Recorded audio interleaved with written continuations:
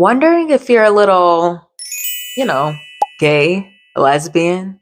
I got 15 signs that'll help you kind of start figuring this thing out. So most of this comes from the Lesbian Master Doc, but a lot of this comes from my own personal experience as well, especially number 9. Number 9 is kind of embarrassing, but I told you I was going to help you figure this out. So let's get into the signs that you might be a lesbian. Number 1, you don't always notice the attractive men.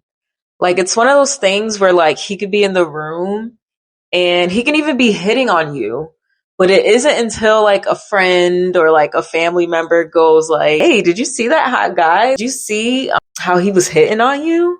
Like, it kind of takes all of that for you to process that, like, oh, crap, there's a handsome man in front of me. A good example of that is Chris Brown. When Chris Brown first came out, all my friends thought he was just so good looking.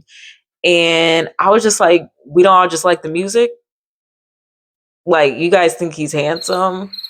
You have posters of him on your wall? Like, if that wasn't a sign, I don't know what else was. Number 2, you don't even really want to think about the idea sometimes. Like, you kind of just disassociate from it because you want to feel normal. And that is okay. I went through a phase where I just had so much guilt and so much shame, and I wanted to feel normal. I wanted to blend in. I wanted to do what the girlies was doing. They was crushing on him. Let me see if I could get them. I just didn't really want to think about it. So number 3, you're attracted to a very specific type of men. I just really loved men who were in tune with their feminine side, who were soft and like thoughtful and caring. And honestly, that set me up for a lot of love bombing, a lot of narcissists. I just didn't see it coming when they would flip the switch on me because I just really yearned for this really soft side. And really, I just wanted a female and I was in denial. Number 4, you're attracted to men, but then you get uncomfortable as soon as things get serious. I was the type where I was just like I said earlier, I wanted to be normal. I wanted to fit in. But the thing was, I would play the games the girls was playing, trying to get the dude. But when it came time to be alone with the dude, and it came time to do anything intimate with the dude, I was just like,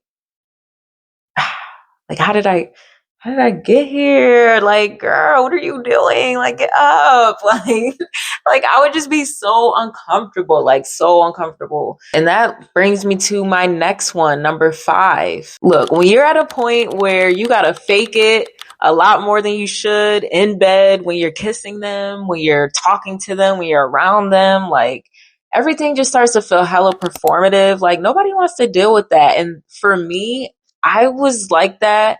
Like I would feel drained dealing with men in relationships. I didn't want them to touch me. I was just like, today drained me.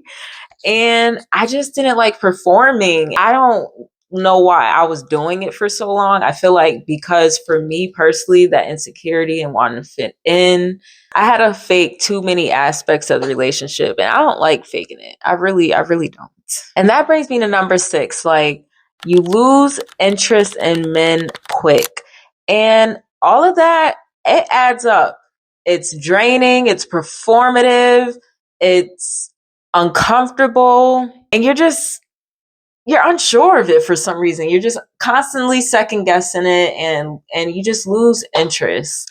That is another sign that these relationships with these men's ain't really working. Number 7, and this one was big for me. Every relationship just fades out. Like, yeah, it have its flaws, but it was like things that just could not be fixed. Like, it gets to a point where you just can't show up anymore. And I was reaching that point in my male relationships all the time. So yeah, these relationships would fade out. And that brings me to number 8, where I would fantasize about being with a woman. Like I'd fantasize about, shooting my shot, kissing, flirting, being intimate. Like I would just fantasize about these things. My imagination was running wild. And yeah, that was one of the signs for me. I don't know why I was trying to ignore it, but that was happening. That was a thing. And that brings me to number 9, where I used to watch porn and I would watch for the women. There has to be a woman in the room and I have to be looking at her and I'm thinking all these things in my head. Like, yes, that was one of the clearest signs for me that like, okay, I'm attracted to this. Like, this is nice. This is nice. That's nice. Anyways, number 10 is you find yourself looking up lesbian tips. Tips like how to talk to a girl, how to kiss a girl, how to go down on a girl, how to, I don't know, how to take a girl out and court her on her first date. Like, whatever stage you're in, whatever you need help with, you find yourself on Reddit, you find yourself on Google, you find yourself somewhere. This video. You're on this video. So that's look, you're already meeting one of the possible signs to being a lesbian. I'm just saying. But while we're talking about it, if you don't mind hitting the like button and subscribing to my video, your girl's on the road to 1K. And I would really appreciate if you guys, show me some love. But yeah, anyways, number 11, and this is a fun one. You find yourself online dating, thinking about it, or you're shooting your shot in the wild. Now, maybe you might just be thinking about it. You're not at that stage yet. Or maybe you're ready to test the waters and you've been on the dating sites. You've gone on a few dates. You're out and you see someone. You've shot your shot. You've gone to a gay club or a gay bar or whatever the hell. But you're there and you're shooting your shot. That's a sign. If you're doing things like that,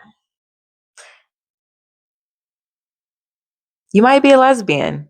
Or you're thinking about it. Or you're trying to figure it out. Now, number 12 is something that I was victim to, and that is you think that dating women is gonna be easier. Now, I used to swear by this, and I just think I was making excuses for like why I wanted to just do gay things. Because to be honest, now that I'm actually gay and like I don't really think about my sexuality like that deeply anymore, no, dating women is not easier. It comes with the same problems. You can still find toxic narcissists in the gay community. They're here. But I used to just swear up and down that dating women would be so much easier and that was life for me. And if you're thinking that, then you might be trying to give yourself a reason to date a girl. And you don't really need a reason outside of just do it because you want to be yourself. Number 13. So growing up, random things just happen with girls. Maybe you were younger and there was this girl that you were just like crushing on all summer and you guys had a fling and it was short, but like you thought about it all school year.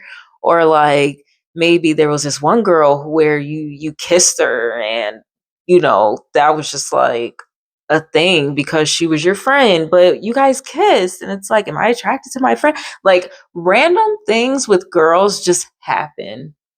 Like I have so many little stories that are so gay coded from when I was younger. And if y'all want to hear them, like we can do a story time because there's just so many little things that it makes me laugh that it took me so long to come out. Like I came out twice, you guys. I came out first in the 11th grade and then I went back in the closet. And then I came out again after I had my son and I was a lot older. I'll just say that.